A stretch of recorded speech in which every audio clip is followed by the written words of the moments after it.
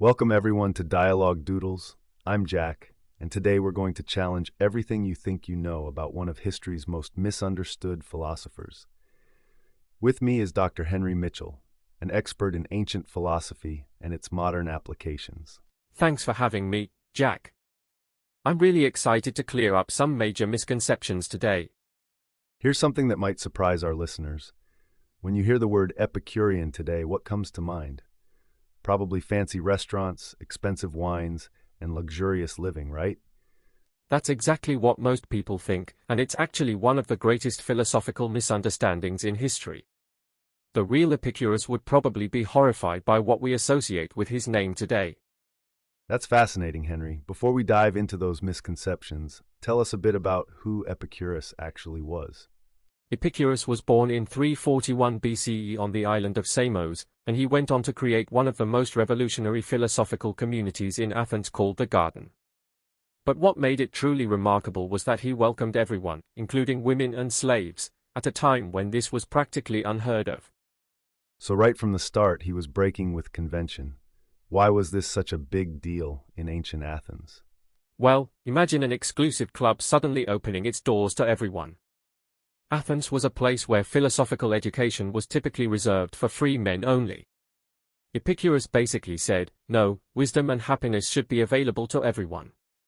That feels surprisingly modern, doesn't it? It's almost like he was running an ancient version of an inclusive wellness retreat.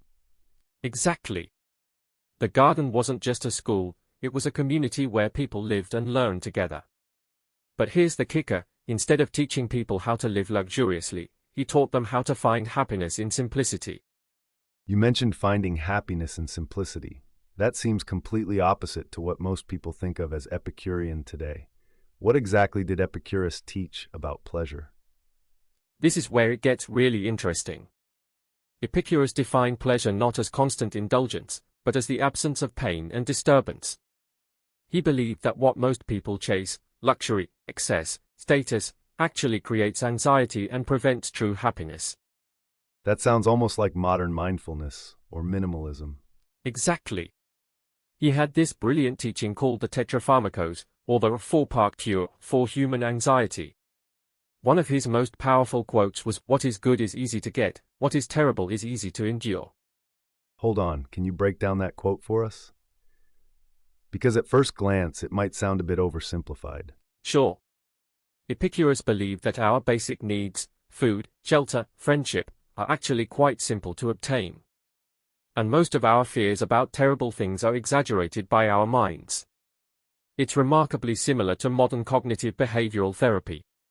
You know, Henry, I can't help but think about how this applies to our modern social media age. We're constantly bombarded with images of luxury and excess. Oh, Epicurus would have had a field day with social media. He'd probably point out how it creates artificial desires and anxieties. He believed that comparing ourselves to others and constantly wanting more was a recipe for unhappiness. So what would an Epicurean approach to social media look like? He'd likely advocate for using it to maintain meaningful friendships, which he saw as crucial for happiness, but avoiding the endless scroll of lifestyle envy and consumer desires. Remember, he chose to teach in a simple garden rather than a luxurious academy. That's a fascinating contrast, choosing a garden over the prestigious spaces where other philosophers taught. What was the significance of that choice? It perfectly embodied his philosophy. The garden wasn't just a physical space, it was a statement. It said, we don't need grand structures or impressive facades to find happiness. We need good friends, meaningful conversations, and peace of mind. You know, Henry, something that strikes me is how relevant this seems to our modern burnout culture. Many people are exhausted from constantly chasing more money, more status, more stuff. That's such an important observation. Epicurus would say we're making ourselves miserable by confusing what he called kinetic pleasures, temporary highs from acquiring things, with catastamatic pleasures, which is the sustained contentment that comes from having enough. Those are interesting terms. Could you break them down a bit? Think of it this way, kinetic pleasure is like scrolling through social media. It gives you a quick dopamine hit, but leaves you wanting more. Catastamatic pleasure is like having a peaceful evening with close friends. It creates lasting satisfaction. That reminds me of modern research about happiness and social connections. Didn't Epicurus have strong views about friendship? Absolutely. He considered friendship one of the greatest sources of security and happiness. He even said that of all the things that wisdom provides to help one live one's entire life in happiness, the greatest by far is the possession of friendship. But how does this square with our modern world where we're often too busy for deep friendships? Many people have hundreds of online friends but few close relationships. Epicurus would probably say we've got our priorities backwards. He believed that investing time in genuine friendships was more valuable than pursuing wealth or status. The garden was essentially a community of friends living and philosophizing together. I can imagine some listeners thinking, that's all well and good, but I have bills to pay. I can't just go live in a garden with my friends. That's where Epicurus's practical wisdom comes in. He wasn't advocating for abandoning responsibility, rather, he suggested finding the sweet spot between having enough to be secure and not being enslaved to endless wants. Could you give us some practical examples of how someone might apply this philosophy today? Sure. Start by examining your fears and desires. You working overtime because you genuinely need to, or because you're chasing an ever-moving target of success? Are you buying things because they truly improve your life, or because they temporarily distract you from deeper dissatisfaction? Those are challenging questions to ask ourselves. They are, but Epicurus would say this self-examination is crucial. He also recommended regular time with friends, preferably over simple meals and conversation, rather than expensive outings. And he emphasized finding pleasure in what you already have, rather than always wanting more. You know, Henry, as we're discussing all this, I'm struck by how Epicurus seems to have anticipated so many of our modern problems. Anxiety, overconsumption, the endless pursuit of status. What do you think is his most important message for today's audience?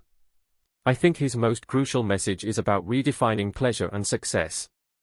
He showed that true happiness often lies in what we might call subtraction rather than addition, removing unnecessary desires rather than acquiring more things. That's fascinating because it seems to go against our entire consumer culture. Exactly. Look at the modern minimalism movement, it's essentially rediscovering what Epicurus taught over 2,000 years ago. But he went deeper than just decluttering possessions, he talked about decluttering our minds from unnecessary fears and desires. Speaking of fears, didn't he have something to say about the fear of death? That seems pretty relevant to our anxiety-ridden times. Yes, and his approach was remarkably practical. He said that death shouldn't concern us because when we exist, death is not present, and when death is present, we do not exist. He believed many people waste their lives fearing death instead of living fully. That's quite profound. It reminds me of modern mindfulness teachings about staying present. Absolutely. Epicurus was teaching mindfulness before we had a word for it. He encouraged people to focus on the present moment and find joy in simple pleasures, good conversations, peaceful surroundings, meaningful relationships. For our listeners who want to start applying some of these Epicurean principles, what would be your top 3 recommendations? First, audit your pleasures, distinguish between what truly brings you lasting satisfaction versus temporary distraction. Second, invest in real friendships rather than social media connections. And third, practice wanting what you have rather than having what you want. Those sound like challenging but worthwhile practices. Any final thoughts on why Epicurus remains so relevant today? I think it's because he understood something fundamental about human nature, that we often make ourselves unhappy by chasing the wrong things.